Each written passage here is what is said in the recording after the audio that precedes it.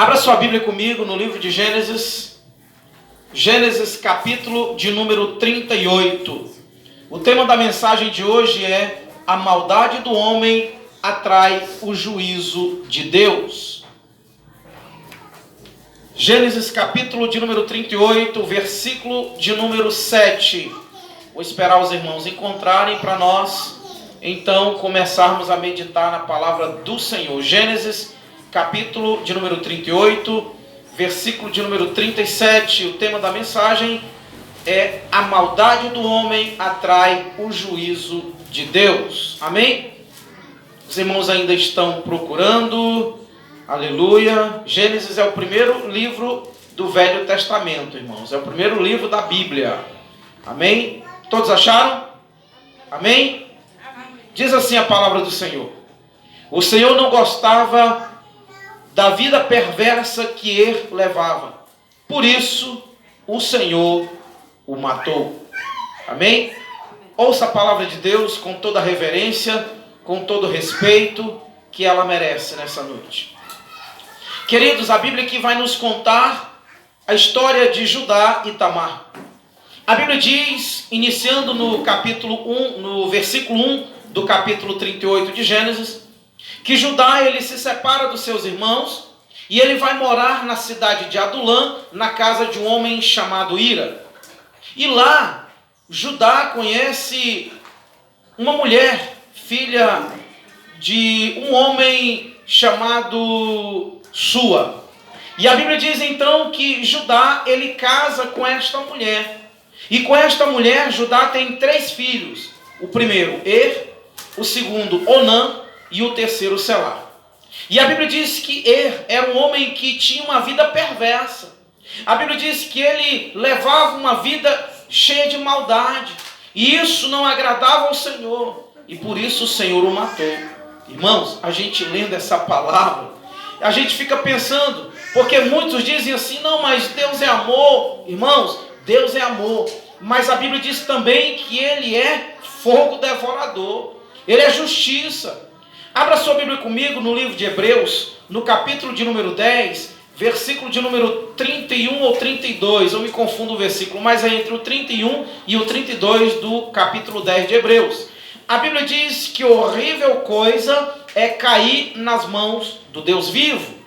Horrível coisa é cair nas mãos do Deus vivo. E Er caiu na mão do Deus vivo, devido a ele levar uma vida perversa, uma vida que não agradava a Deus, uma vida que com certeza ele fazia coisas terríveis que não agradavam ao Senhor. A Bíblia não diz que coisas eram essas, mas a Bíblia diz que a forma em que este homem vivia, ele atraiu a ira de Deus, e por isso Deus o matou. Porque ele era um homem que não temia o Senhor, com certeza. Era um homem que com certeza fazia muitas maldades. E por isso o Senhor tirou a vida dele. No versículo 6 do capítulo 38 de Gênesis, a Bíblia diz, irmãos, então, que Judá, ele dá uma ordem para o seu filho Onã. Mas antes de eu entrar nesse assunto, eu quero ainda me deter aqui sobre Er. A Bíblia diz, irmãos, em Colossenses capítulo de número 3, eu gostaria que vocês abrissem aí. Colossenses capítulo de número 3, versículos 5 e 6. Colossenses capítulo 3, versículos 5 e 6. E aí vocês vão ver o que atrai a ira de Deus sobre o homem. As coisas que atraem o juízo de Deus sobre o mundo. Queria pedir para alguém, irmão Anderson, você pode vir aqui ler para nós, por favor? Colossenses capítulo de número 3, versículo 5 e o versículo de número 6. Vou pedir para o irmão Anderson fazer a leitura, para que nós possamos ver o que de fato atrai a ira de Deus sobre a humanidade. Amém? Pronto, irmãos? Assim diz a palavra: mortificai, pois, os vossos membros que estão sobre a terra, a fornicação, a impureza, a afeição desordenada, a vil concupiscência e a avareza, que é a idolatria, pelas quais coisas vem a ira de Deus sobre os filhos da desobediência. Amém? Amém. Então, queridos, nós estamos vendo aí que essas coisas atraem a ira de Deus. E quem sabe vivia essas coisas. Quem sabe vivia praticando essas coisas. Nós precisamos compreender que a palavra de Deus, ela é um espelho, que ela mostra as nossas falhas, ela mostra os nossos erros, a fim de que nós venhamos consertá-los. E com certeza, teve a oportunidade de consertar a vida perversa que ele levava, porém, ele continuou vivendo e por isso Deus tirou a vida dele. Em Gálatas, capítulo de número 5, vou pedir para o irmão Anderson novamente ler para nós. Gálatas, capítulo 5, versículo 19 ao 22. Nós vamos ver aqui Paulo listando para nós algumas coisas, ou as coisas, digamos assim, principais na opinião de Paulo, que nós não podemos de forma nenhuma praticar, nós não podemos viver na prática dessas coisas. E talvez fazia isso. Talvez o filho de Judá, ele vivia na prática desses pecados. E por isso ele perdeu a vida. E por isso ele atraiu o ódio, não o ódio, a ira de Deus sobre ele. Porque Deus é santo, porque Deus é justo, porque Deus, ele não suporta, irmãos, o pecado. Deus não suporta a maldade do homem. Vou pedir para o irmão Anderson ler Gálatas 5, do 19 ao 22. Amém? Porque as obras da carne são manifestas, as quais são adultério, fornicação, impureza, lascívia, idolatria, feitiçaria, inimizades, contendas, ciúmes, iras, pelejas, dissensões, heresias, invejas, homicídios, bebedices, glutonarias e coisas semelhantes a essas, acerca das quais de antemão vos declaro, como também já antes vos disse, que os que cometem tais coisas não herdarão o reino de Deus. Amém? Queridos, isso é sério. E nessa noite Deus está falando conosco. Nessa noite o Senhor está nos alertando. Nesta noite o Senhor está dizendo para nós não praticarmos essas coisas. Eu acho interessante, irmãos, o meu pai contou uma história para mim uma vez, e onde ele sustenta a tese de que as pessoas que bebem, de que as pessoas que vivem na prática da bebedeira, elas serão salvas. Claro que não. Apocalipse diz que os beberrões não herdarão o reino de Deus. E aqui Paulo vai listando vários pecados, várias coisas que nós não podemos praticar, como adultério, fornicação, feitiçaria e outras coisas que nós precisamos, irmãos, não ter essas coisas em nossas vidas. Nós precisamos fazer com que o Espírito Santo, ele produza em nós os frutos, também ditos por Paulo, aqui na continuação do texto de Gálatas. E a Bíblia diz que quem pratica essas coisas que foram lidas aqui pelo irmão Anderson, não herdarão o reino de Deus. E talvez vivia uma vida assim. A Bíblia não fala, não relata o que fazia, mas a Bíblia diz que Deus não gostava da vida perversa que aquele homem levava. Vocês lembram de Gênesis capítulo de número 6? Por que Deus destruiu a humanidade da época de Noé, irmãos? Porque a humanidade na época de Noé estava praticando a maldade. A geração de Noé era uma geração que não temia o Senhor, era uma geração que não queria saber do Senhor, era uma geração má, era uma geração perversa, era uma geração que simplesmente virou as costas para Deus. Irmãos, e nós estamos vivendo uma geração semelhante à geração de Noé. Nós estamos vivendo uma geração semelhante à geração em que Noé viveu. O próprio Jesus diz que a vinda do Filho do Homem seria como nos dias de Noé. Seria como nos dias de Noé, que o povo fazia festa, o povo bebia, o povo se alegrava, o povo fazia tudo o que queria, e quando eles se deram conta, o dilúvio chegou. Mas o dilúvio chegou e antes que ele chegasse, Noé os avisou. Noé os alertou. Noé, certamente, irmãos, durante o tempo em que ele estava construindo a arca, certamente Noé foi chamado de maluco, certamente Noé foi chamado de caduco, certamente Noé, ele foi de todas as formas ali, ele foi rejeitado, ele foi achincalhado pela geração daquela época. Não diferente dos dias de hoje. Não diferente de quando nós dizemos que Jesus vai voltar. Não diferente de quando nós dizemos, olha, o juízo de Deus virá sobre a humanidade.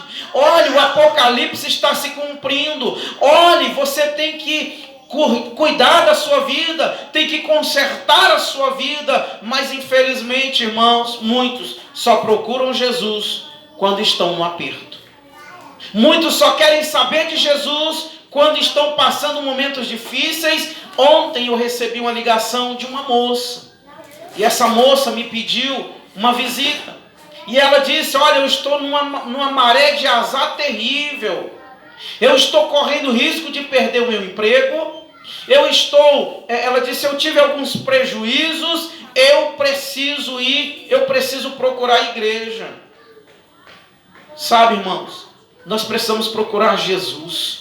Nós precisamos, irmãos, nos aproximar a cada dia de Jesus. E é claro que se nós procurarmos Jesus, e é claro que se nós tivermos um relacionamento com Ele, é claro que se nós tivermos um relacionamento profundo com o Senhor, nós seremos a sua igreja. Porque o Senhor disse que aonde estiver 2 ou mais reunidos no nome dEle, Ele se faz presente, irmãos. E o Espírito Santo está aqui nesta noite. O Senhor Jesus está aqui nesta noite dizendo para nós, é tempo de se preparar, dizendo é tempo de mudar a vida, é tempo de estar lutando contra o mundo e contra o pecado, é tempo de priorizar Jesus, é tempo de priorizar o reino de Deus, é tempo de amar o Senhor de verdade. Amém, queridos? Amém, irmãos? Amém. Muitas vezes nós dizemos que amamos a Deus, como foi dito aqui hoje à noite. Muitas vezes nós dizemos que nós queremos o Senhor, mas muitas vezes, irmãos, nós apenas falamos da boca para fora. Porque na verdade o que nós queremos é que Deus nos abençoe.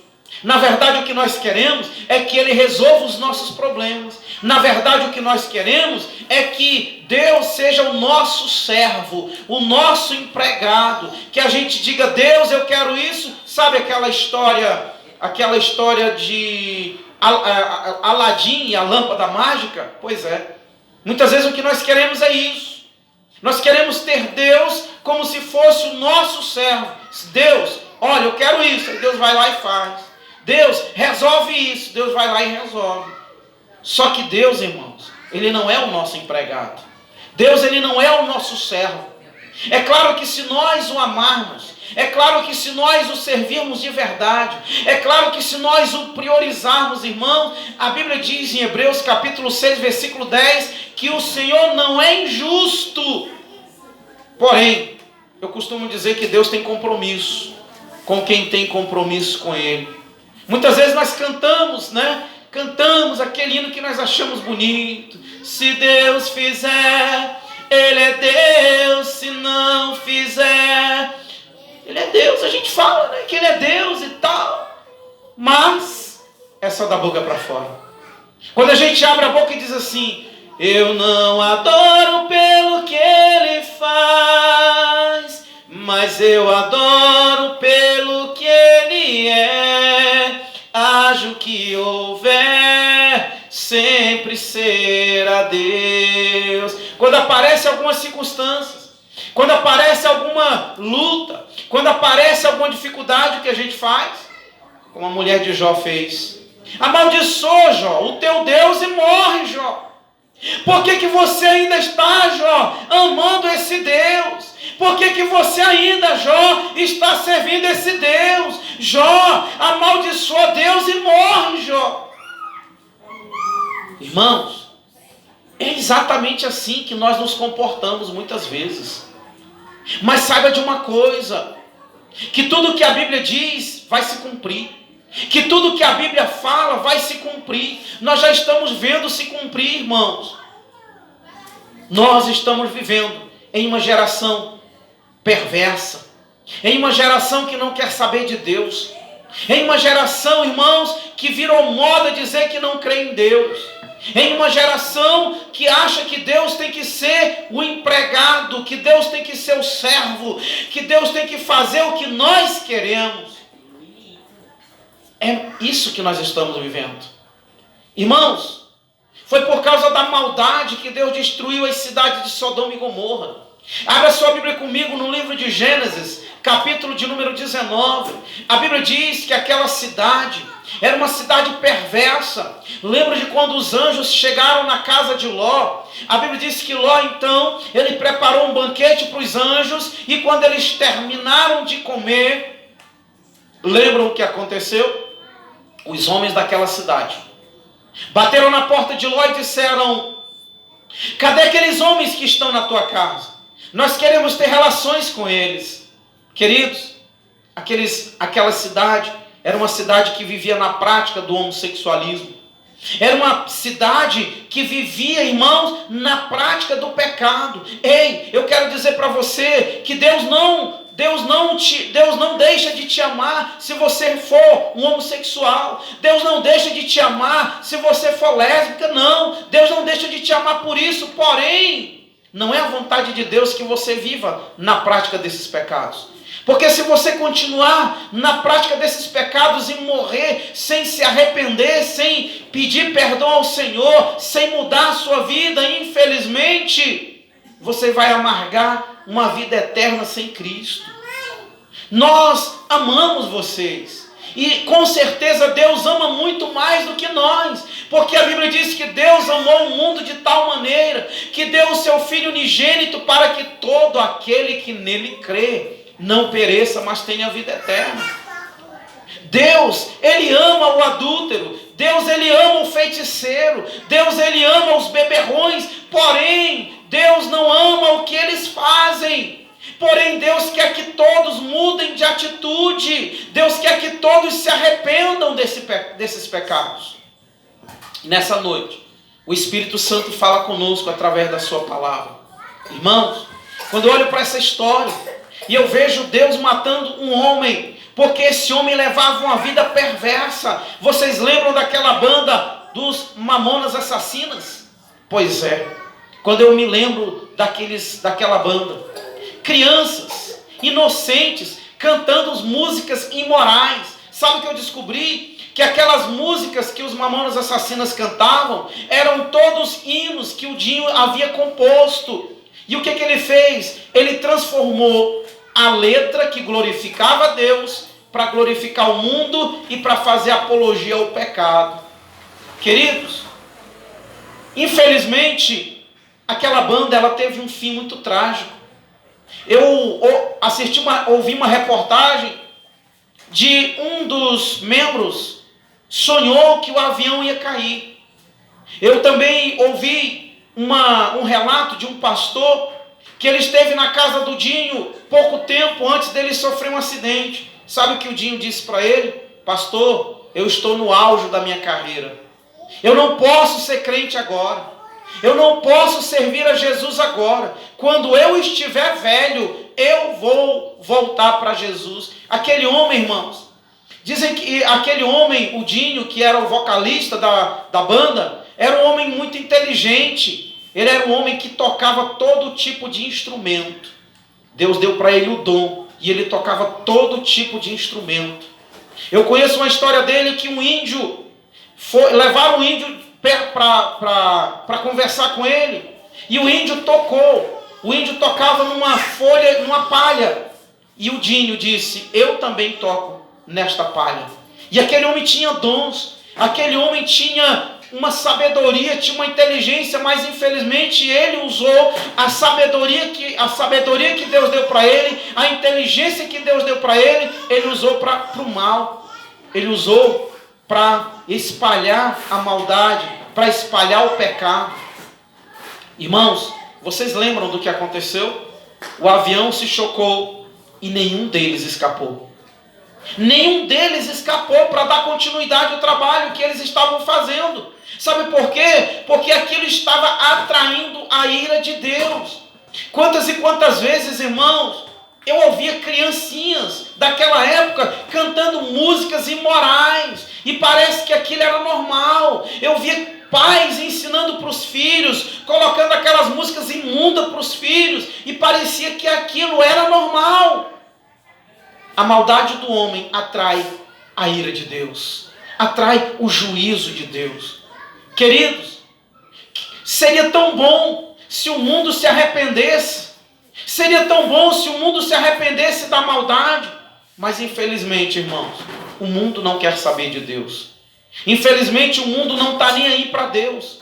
Infelizmente o mundo, ele prefere viver na prática do pecado. O adúltero não quer nem saber de mudar, ele não quer nem saber de deixar de praticar o adultério. Ele acha até bonito alguém dizer: olha aí o garanhão, olha aí o fulano que tem a esposa, ainda tem mais 2 ou 3 fora do casamento. Ele acha até bonito isso.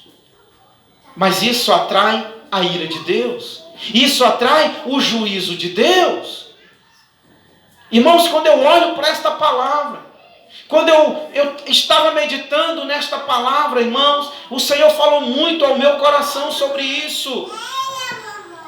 Veja agora o versículo 6 do capítulo de número 38 de Gênesis.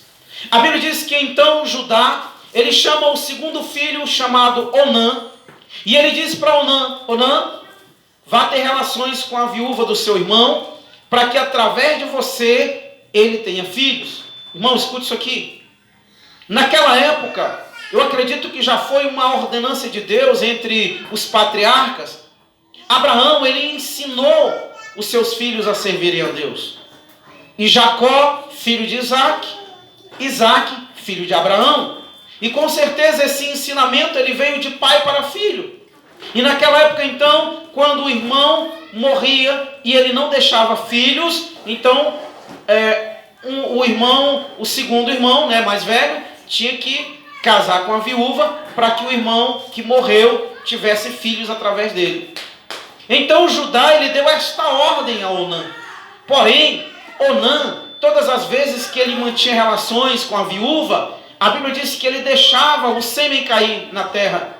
E isso não agradou a Deus. A Bíblia diz que Deus também ficou desgostoso com Onã. E por isso também o Senhor o matou. Irmão, você já imaginou? Aqui nós vimos Deus matando 2 homens. Um porque levavam uma vida perversa, cheio de maldade. O outro porque ele era egoísta, insensível e desobediente. Abra sua Bíblia comigo no livro de 2 Timóteo, capítulo de número 3. E eu vou pedir para o irmão Anderson fazer esta leitura para nós. Eu sei o que está escrito, mas eu quero que os irmãos acompanhem na Bíblia. 2 Timóteo, capítulo de número 3, do versículo 1 ao versículo 5. Vamos ver o que Paulo diz sobre os últimos tempos. Amém? Depois eu volto para continuar a mensagem. Amém? Certo, irmão Anderson? 2 Timóteo 3, do versículo 1 ao versículo 5.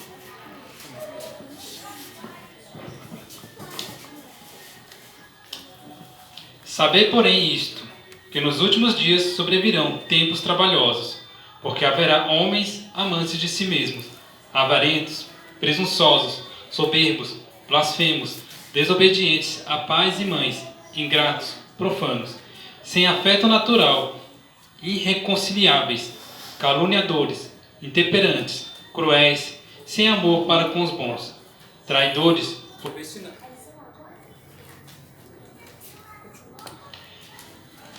obstinados, orgulhosos, mais amigos dos deleites do que amigos de Deus, tendo aparência de piedade, mas negando a eficiência dela. Desde afasta-te. Amém? Olha só, irmãos, o que a Bíblia diz sobre nos últimos tempos, né? Nós estamos aqui vendo um homem chamado Onã, que ele tinha essas características aqui que o apóstolo Paulo estava falando. Um homem desobediente. Judá deu uma ordem e ele foi lá e desobedeceu. E além dele desobedecer Judá, ele também desobedeceu o Senhor. Ele também fez algo que não agradou ao Senhor. Porque a Bíblia fala, não é? Que ele não queria que a viúva engravidasse, porque ele sabia que os filhos não seriam considerados dele, mas do irmão que já havia morrido. Queridos, hoje, infelizmente, estamos vivendo em um tempo como esse. Hoje, nós temos muito mais pessoas que vivem como Onã, pessoas egoístas, pessoas que não estão nem aí para o outro, pessoas avarentas, irmão, a avareza é um tipo de idolatria. Eu fico observando, tem pessoas, irmãos, que não congregam, que não frequentam mais nenhuma igreja, e eles vão ao extremo. Nós não podemos ser extremistas, nós não podemos ir ao extremo. Tem gente que não contribui mais com a obra do Senhor, porque ele diz assim: olha, eu contribuí em tal igreja que explorava, hoje eu não contribuo mais, eu não quero mais saber disso. Outros, né, vão ao extremo. Por quê? Irmãos, ir ao extremo é perigoso. E a Bíblia diz que a avareza é um pecado de idolatria, ou seja, a pessoa idolatra o dinheiro, a pessoa ama tanto dinheiro que ela se torna avarenta. Lembra do tio Patinhas? Né? Vocês lembram, quem já assistiu aqui aquele desenho da Disney, né? Tem o tio Patinhas, eu não sei, acho que é o Pato Donald, né? O tio Patinhas era o tio do Pato Donald. Ele era, né, como o pessoal chama de mão de vaca, né? Então, nós não podemos ir ao extremo. Sabe aquelas pessoas que têm condições e elas vivem como se elas não tivessem? Elas vivem como se elas fossem miseráveis. Já viu aquelas pessoas que têm condições de possuir um carro, mas ela não possui? Ela vive como se ela fosse miserável. Ela vive como se ela não tivesse condições. E ela faz isso por quê? Porque ela não quer ajudar ninguém. Ela faz isso por quê? Porque ela não quer que as pessoas peçam a ajuda dela. Ela não quer que as pessoas precisem dela. Então, por isso, ela vive como se ela não tivesse absolutamente nada. A avareza também é um pecado, irmãos. E é considerado um pecado de idolatria. Assim como explorar a fé dos outros é pecado, a avareza também é pecado. Então, nós não podemos ser extremistas. Nós não podemos ir ao extremo. Nós temos que ser equilibrados. Nós temos que ser, irmãos, maleáveis. Nós temos que ser flexíveis. E, acima de tudo, nós temos que viver a palavra. Nós temos que viver o que a Bíblia diz. Nós temos que viver, irmãos, conforme a palavra do Senhor nos orienta para viver. E a Bíblia diz então que Onã, ele era um homem egoísta. Ele era um homem, irmão, insensível. Porque ele sabia que se ele não engravidasse a viúva, certamente o irmão dele não teria descendente. E era uma ordenância ali, era um ensinamento de pai para filho, que depois, na época de Moisés, isso virou lei. Lá em Deuteronômio, capítulo 25, abra sua Bíblia e confira aí. Deuteronômio, capítulo 25, versículos 5 e 6. A lei do levirato. Então isso virou lei, né, para o povo daquela época. Virou lei. E isso certamente Jacó já havia ensinado para Judá. Isaac havia aprendido com Abraão. Abraão havia ensinado para Jacó. Só que Onã, ele ignorou isso. E ele simplesmente, irmão, ele fez a vontade dele. Sabe, eu gosto sempre de citar o Pai Nosso. Né? Quando nós oramos o Pai Nosso, nós dizemos que seja feita a tua vontade, assim na terra como no céu. Só que nós, muitas vezes, queremos que faça a nossa vontade e não a vontade de Deus. Onã estava fazendo a vontade dele. Onã estava sendo insensível. Onã estava sendo desobediente ao seu pai e, sobretudo, a Deus. E nós, irmãos, precisamos ter cuidado para que nós não venhamos agir assim, para que nós não venhamos ter atitudes como essas que nós vimos aqui, tomadas por E e também tomadas por Onã. Queridos, mas sabe o que eu acho interessante? É que também Judá, ele teve sua parcela de culpa nisso. E qual foi a parcela de culpa de Judá? É que Judá casou com uma mulher cananeia. Judá casou com alguém que não fazia parte do povo de Deus. Irmãos, julgo desigual. Eu conheci uma moça lá no Pará, que antes dela, ela casou com um rapaz que não era cristão. E ele era o melhor rapaz da família, um rapaz trabalhador, um rapaz honesto. Mas alguém dizia para ela: fulana, olhe, esse homem não vai dar certo com você. Não, mas ele é bom, ele não vai me atrapalhar a servir ao Senhor. Irmãos, eu ouvi o testemunho dessa mulher. Ela conta que quando ela casou, na primeira noite ele deu uma surra nela. E sabe o que ele disse para ela? Eu casei com você para tirar você da igreja. Eu casei com você para tirar você do meio dos crentes. Eu casei com você para destruir a sua vida. Sabe? Então nós vimos aqui que Judá, ele casou com alguém que não era judeu, não era da linhagem dele, não fazia parte, não conhecia Deus. E por isso todos esses problemas, acredito que vieram. Por quê? Porque Judá ensinava o correto e certamente a mulher ensinava outras coisas para os filhos. Então havia ali um choque, não é? Vocês já viram aquele pai, aquela mãe que vai disciplinar o filho, e aí o pai está disciplinando o filho e a mãe chega e diz: não faz isso. E a mãe começa a brigar com o pai na frente do filho. Aí o filho começa a entender que ele pode fazer coisa errada e que a mãe dele é aliada a ele, que a mãe dele apoia. Então toda vez que ele faz algo de errado, ele corre para onde? Para perto da mãe. Ou vice-versa. Quando a mãe está corrigindo o filho, o pai chega e começa a brigar com a mãe. Aí o filho vai entender que o pai é aliado dele. Então o pai apoia ele a fazer as coisas erradas. Então eu fico pensando que Onã e Er, com certeza, eles receberam o ensinamento de Judá, mas também receberam ensinamentos que eram pagãos, ensinamentos que eram contrários à palavra de Deus.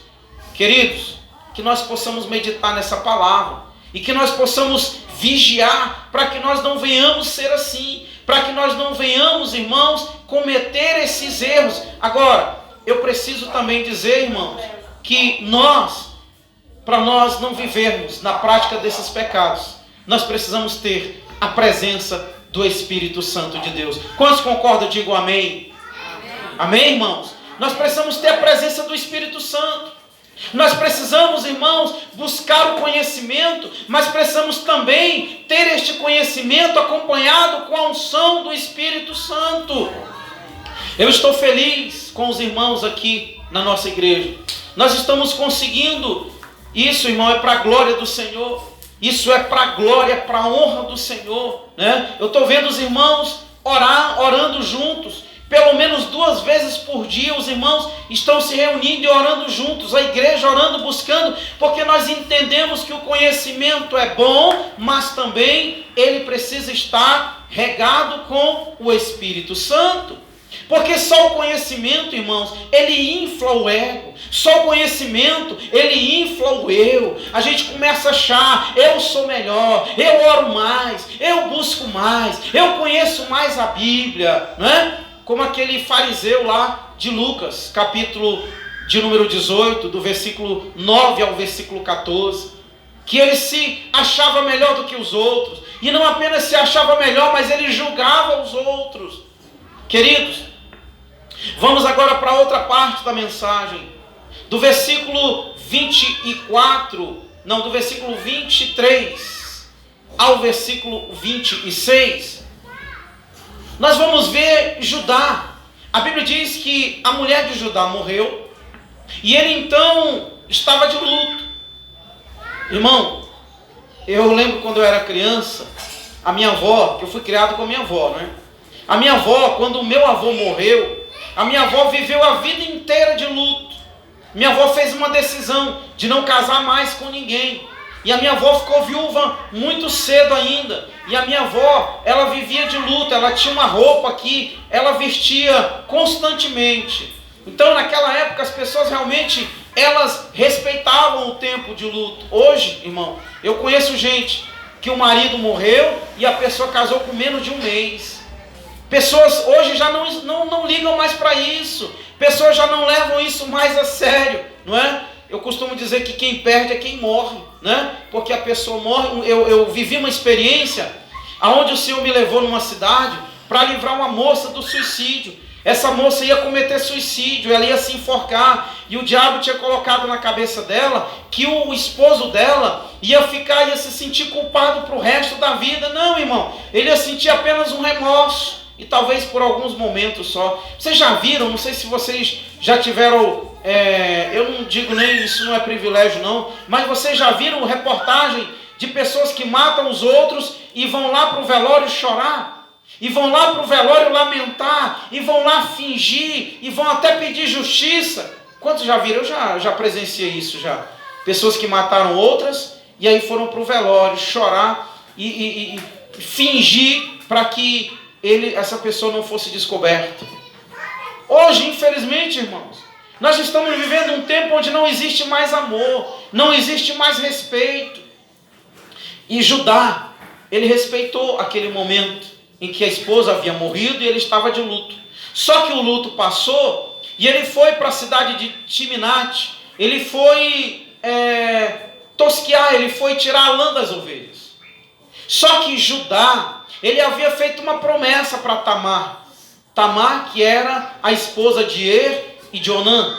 Ele fez uma promessa para Tamar, ele disse: olha, volte para a casa do seu pai, continue vivendo como viúva, e quando Selá estiver adulto, eu vou mandar ele casar com você, porque ele tinha que fazer isso, porque morreu, Onã morreu, e nenhum tiveram filhos. Eu não sei se vocês lembram, lá em Mateus, capítulo de número 22, do versículo 23 em diante, os saduceus, eles chegaram com Jesus, e eles perguntaram para Jesus: mestre, um homem casou com uma mulher, ele morreu e não deixou filhos, e eles eram 7 irmãos, e todos os 7 irmãos casaram com a mesma mulher, todos eles morreram e nenhum deixou filhos. Aí eles perguntaram: no dia da ressurreição, qual deles será, aliás, de qual deles ela será esposa? Aí Jesus falou para eles, lembram no versículo 29, vós errais por não conhecer o poder de Deus, por não conhecer as Escrituras e nem o poder de Deus. E o Senhor disse que lá no céu não haverá sexo, nós seremos como anjos. Então, de fato, Judá, ele tinha a obrigação de fazer com que o seu terceiro filho casasse com Tamar. Mas não foi isso que ele fez. Ele deixou a moça viver na casa do pai como viúva, e ele não cumpriu a promessa dele. Ele não cumpriu com a obrigação dele. E quando esta moça soube que Judá ia para aquela cidade, o que ela fez? A Bíblia diz que ela trocou de roupa, ela tirou as roupas de viúva, e ela se disfarçou de prostituta. E ela foi sentar na beira da estrada. E a Bíblia diz então que Judá, ele encontra Tamar, e é claro que ele não a conheceu, porque ela estava disfarçada de prostituta. E então Judá, ele chama aquela mulher para ir para a cama com ele, para ter uma noite com ele. E a Bíblia diz então que ela aceita. E ela disse: quanto é que você vai me pagar? E aí então eles concordaram. Ele disse: eu vou te mandar um cabrito do meu rebanho. E a Bíblia diz então que Tamar disse o seguinte: olha, eu quero que você deixe algo como segurança. Eu quero ter certeza que você vai cumprir a sua palavra. Ela sabia que Judá já havia enganado ela. Ela sabia que Judá já havia descumprido aquilo que ele tinha prometido. Então ela disse: eu quero uma segurança. Eu quero que você deixe algumas coisas comigo para que eu tenha certeza que você realmente vai me pagar. Ele disse: o que é que você quer? Ela disse: eu quero o cordão, eu quero o seu sinete e eu quero o bastão que você carrega. Então ele deixou com ela esses objetos. E a Bíblia diz que ele então teve relações com ela e ela ficou grávida. E pouco tempo depois, alguém chega com Judá e fala para Judá o seguinte: Judá, a sua nora agiu como uma prostituta e ela está grávida. Rapaz, Judá ficou irado, irmão. Judá ficou com muito ódio. Você pode ler aí do versículo 23 ao 26. E a Bíblia diz que Judá, ele ficou com muito ódio. Sabe o que ele disse? tragam esta mulher aqui para fora, a fim de que ela seja queimada. Irmão, Judá, ele não sabia que ele era quem tinha engravidado aquela mulher. A Bíblia diz que no dia seguinte, ele ter estado com Tamar, ele mandou o seu amigo Ira levar o cabrito, mas ele não encontrou Tamar. Porque Tamar não era prostituta, Tamar era uma viúva. E Tamar fez isso porque ela se achava no direito e de fato era o direito dela. Mas olha o que Judá fez. Através do erro dele, ele levou Tamar a cometer um outro erro. Um abismo puxa o outro, né? Então ele levou Tamar a cometer esse erro. Ele levou Tamar a enganá-lo, mas ele não sabia disso. Sabe o que eu acho interessante? É que ele agiu sem misericórdia. Ele agiu sem compaixão. Ele ia matar aquela mulher. Ele ia queimar. Aquela mulher ia ser morta, sem dó e nem piedade. Mas quem era o culpado de tudo aquilo? Era ele mesmo. Ele mesmo era o culpado. Ele tinha descumprido, ele tinha desobedecido uma ordem do Senhor. Ele tinha desobedecido um ensinamento que vinha de pai para filho. Ele enganou Tamar. E agora ele foi enganado. Abra sua Bíblia comigo no livro de Gálatas, capítulo de número 6, do versículo 6 em diante. Sabem o que dizem lá? A Bíblia diz que de Deus não se zomba. Aquilo que o homem semear, isso também ceifará. Abra sua Bíblia comigo no livro de Lucas. Lucas, capítulo de número 6, versículo de número 38. Lucas, capítulo 6, versículo de número 38. Diz assim, ó: dai e dá-se-vos-á. Boa medida, recalcada, sacudida, transbordante, generosamente vos darão. Com a mesma medida que vós medirdes, sereis medidos também. Tem gente que usa esse versículo, irmão, para embasar uma teoria da prosperidade. Tem gente que usa esse versículo para ganhar dinheiro, para tirar dinheiro dos outros. Mas a Bíblia está dizendo aqui que o que você fizer, o que você plantar, você vai colher. Ou seja, se você fizer maldade, você vai receber maldade em troca. Se você plantar ódio, você vai colher o ódio. Irmãos, não se planta feijão para se colher arroz. Não se planta laranja para se colher abóboras. Não se planta melancia para se colher melão. Eu morei na roça, passei uma boa parte da minha vida na roça, e eu entendo um pouco de agricultura, né? Eu entendo um pouco, eu estava até comentando com o irmão um dia desse, que a coisa mais deliciosa que tem é você tirar uma melancia do pé e você comer na hora. Irmão, é uma delícia. Viver na roça é maravilhoso. Eu tenho um sonho, né? Eu tenho um sonho de comprar um sítio e morar num sítio. É muito bom, irmãos. É uma vida tranquila, é uma vida maravilhosa. Então, a agricultura, você planta cada semente, né? Você vai colher de acordo com a espécie que você plantou. E assim também é na nossa vida, irmão. Assim também é no nosso dia a dia. Se você rejeitar Deus, você será rejeitado. Como foi lido aqui hoje à noite. Aquele que amar mais o seu filho, ou o seu pai, ou o seu esposo, ou a sua esposa. Olha, presta atenção. Jesus não está dizendo para você abandonar a sua família, mas Jesus está dizendo para você não seguir a prática do pecado que eles vivem. Só isso Jesus está dizendo. Jesus não está dizendo, olha, você agora me aceitou, você agora está me servindo, então você tem que largar o seu esposo, você tem que largar a sua esposa. Não, Jesus não está dizendo isso. Jesus está dizendo o seguinte: se a tua esposa, ela vai para os bares, ela bebe, não vai com ela, não acompanha ela, não vive, não pratica o que ela pratica. Se o teu esposo quer te tirar da presença do Senhor, prefere o Senhor, escolhe o Senhor. Porque se você rejeitar o Senhor, você também será rejeitado. Se você abandonar o Senhor, não é que Ele vai te abandonar, Ele vai respeitar a tua decisão. Como a irmã Rosana disse, Deus não obriga ninguém a nada.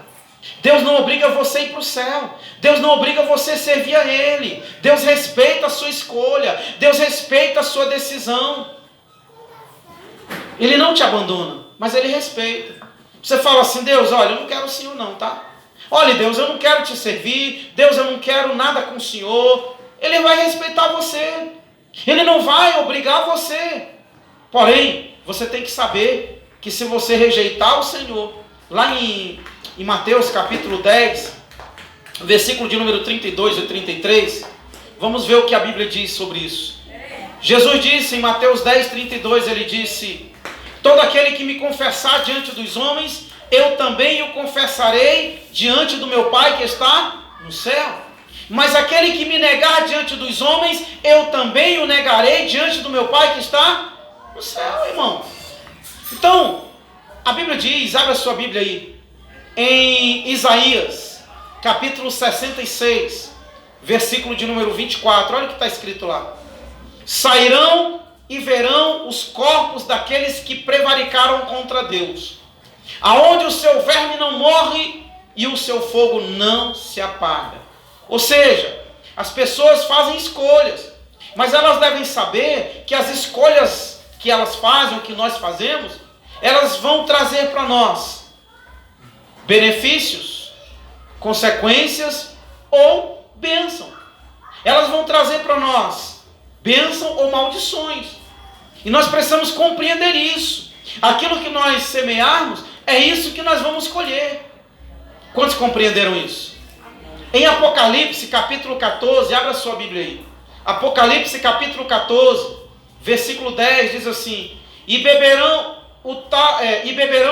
do vinho da ira de Deus, e serão atormentados diante dos santos anjos e do Cordeiro de Deus, no fogo e no enxofre. E não terão descanso nem de dia e nem de noite. Quem, irmãos? Os que adorarem a besta e aceitarem o sinal da besta.